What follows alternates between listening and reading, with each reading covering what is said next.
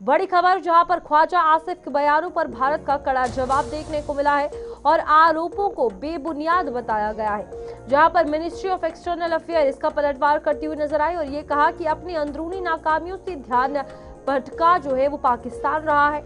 इस बीच सिंधु जल संधि पर पाकिस्तान की टिप्पणियों को भारत ने मनगढ़ंत बताया है। जल सुरक्षा पर पाकिस्तान के मंत्री की चेतावनी के बाद भारत ने दावों को खारिज कर दिया है।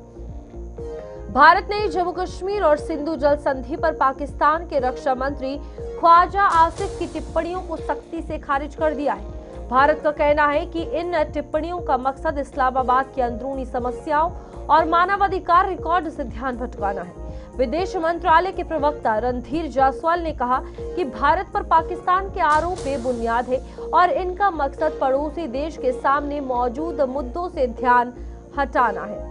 उन्होंने कहा कि भारत ने उन दावों को पूरी तरह खारिज कर दिया है जो पूरी तरह से मनगढ़ंत है। ये प्रतिक्रिया ख्वाजा आसिफ द्वारा सिंधु जल संधि को रोके रखने के लिए भारत के फैसले की आलोचना करने और ये चेतावनी देने के कुछ दिनों बाद आई है कि अगर पाकिस्तान को लगा कि उसकी जल सुरक्षा खतरे में है तो वह सैन्य कार्रवाई पर भी विचार कर सकता है। इस बीच सिंधु जल संधि पर पाकिस्तान की टिप्पणियों को भारत मनगढ़ंत बताता हुआ नजर आ रहा है। पहले भी भारत ने साफ तौर पर यह कहा था कि पाकिस्तान जो है वो पानी नहीं भेजा जाएगा। ये तमाम बातें जो है वो कही गई थी और करारा जवाब हमेशा सिंधु जल संधि को लेकर जो है वो पाकिस्तान को, चाहे वो नेशनल हो चाहे इंटरनेशनल लेवल हो, वो देखने को मिला है। हमारे साथ वरिष्ठ पत्रकार विनोद कुमार जी जुड़ चुके हैं। विनोद जी, सवाल यही रहेगा, पाकिस्तान को लेकर अगर बात की जाए, मुद्दा जिस तरीके से उठा, करारा जवाब एक बार फिर से दिया गया, क्या क्या नुकसान पाकिस्तान को झेलना पड़ा, जो बौखलाहट कह सकते हैं कि अब सिंधु जल संधि को लेकर इंटरनेशनल लेवल पर आ गई? बिल्कुल रूपाली, आपने ठीक कहा कि पाकिस्तान बार बार ये कह रहे हैं कि इंडस वाटर ट्रीटी को कैप्टन अवेस रखने के लिए यानी स्थगित करने से कहीं ना कहीं हमारी जल की सुरक्षा पर सीधा सीधा प्रहार है। और उन्होंने ये भी धमकी दी है कि हम युद्ध भी कर सकते हैं, सैन्य कार्रवाई मतलब आप युद्ध भी कर सकते हैं। लेकिन स्वाभाविक सी बात है कि कहीं ना कहीं भारत को लगा, जब पहलगाम पे ये हमला हुआ जिसमें 26 लोगों की मौत हो गई, उसके बाद भारत को लगा कि अब पाकिस्तान बाज नहीं आ रहा, लिहाजा फिलहाल इस संधि को स्थगित कर दिया जाए। जब संधि को स्थगित कर दिया जाता है तो आप अंदाज़ा लगा सकते हैं वहाँ पर जो कल्टीवेशन होती है या इरिगेटिव लैंड जो है वो सिर्फ और सिर्फ सिंधु जल समझौते से ही होती थी।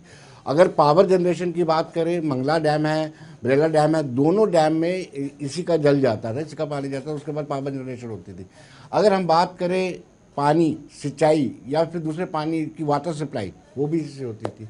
अब वहाँ पे कहीं ना कहीं त्राही त्राही मची हुई है, जिसका सीधा सीधा इम्पैक्ट जो है पाकिस्तान की मौजूदा सो कॉल्ड सरकार पर पड़ रहा है, इसलिए बौखलाहट में इस तरह की स्टेटमेंट दे रहे हैं। तो अब ये वाटर डिप्लोमेसी इंटरनेशनल लेवल पर एक बड़ा मुद्दा बन सकती है जम्मू कश्मीर में, क्योंकि टेररिज्म हमेशा जम्मू कश्मीर की तरफ से रिप्रेजेंट पाकिस्तान हमेशा बात करता हुआ नजर आया है। अब उसके अलावा ये वाटर डिप्लोमेसी एक ऐसा कारण बन सकती है इन फ्यूचर? देखिए, वाटर डिप्लोमेसी को लेकर के जैसे ही हमने कैप्टन अवेस यहाँ स्थगित किया था इस संधि को भारत ने, उसके बाद से पाकिस्तान ने बड़ी जगह हाथ फैलाए हैं।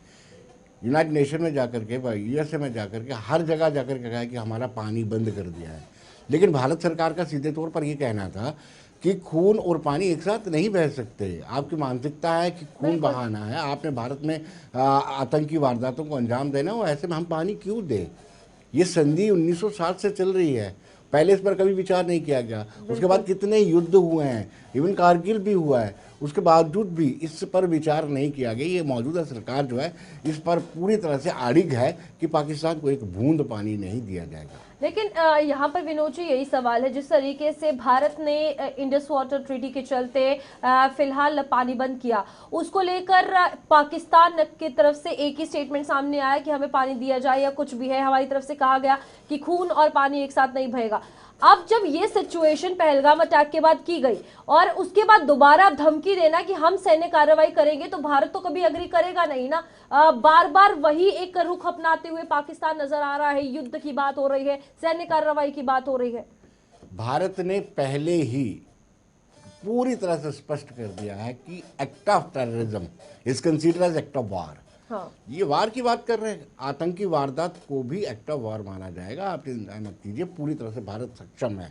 और पहली बार भारत ने ऐसी नवज दबाई है पाकिस्तान की, पाकिस्तान बौखलाहट आ चुका है। हालांकि पाकिस्तान के जो पीओजे में हालात बने हुए हैं उसको डाइवर्ट करने के लिए भी इस तरह की स्टेटमेंट देता रहता है, लेकिन सच्चाई ये है कि पाकिस्तान में ना तो इरिगेशन हो रही है, ना पावर प्रोडक्शन हो रही है, और ना ही लोगों को पीने का पानी मिल रहा है। तो ये जो किल्लत लगातार पाकिस्तान झेल रहा है, इससे अगर बात करें इंडस वाटर ट्रीटी के चलते, अब जम्मू कश्मीर में भी कहा जा रहा है कि नेशनल लेवल पर भी बहुत सारे फायदे जो है इस प्रोजेक्ट्स के थ्रू मिलेंगे जो इंडस वाटर ट्रीटी के बाद लाए जाएंगे पानी की यूजेज को लेकर। बट इनफ सरप्लस अमाउंट होगा हमारे पास, उसका यूजेज कहाँ पे कहाँ कैसे किया जाएगा? It will take time Rupali, it will take time. Planning पूरी बन रही है और भी पावर प्रोजेक्शन को लेकर के पावर प्रोजेक्ट का संरचना की जा रही है। उसको डाइवर्ट करने के लिए टनल्स भी बनाई जा रही हैं पानी को डाइवर्ट करने के लिए, क्योंकि जब माइंड बना लिया है भारत ने तो कहीं ना कहीं ये तीनों दरियाएं हैं, इनको पानी को डाइवर्ट करने, इन पर बांध डैम्स बनाने, पावर जनरेशन बनाने के लिए एक पूरी प्लानिंग स्केच पूरा तैयार कर लिया है।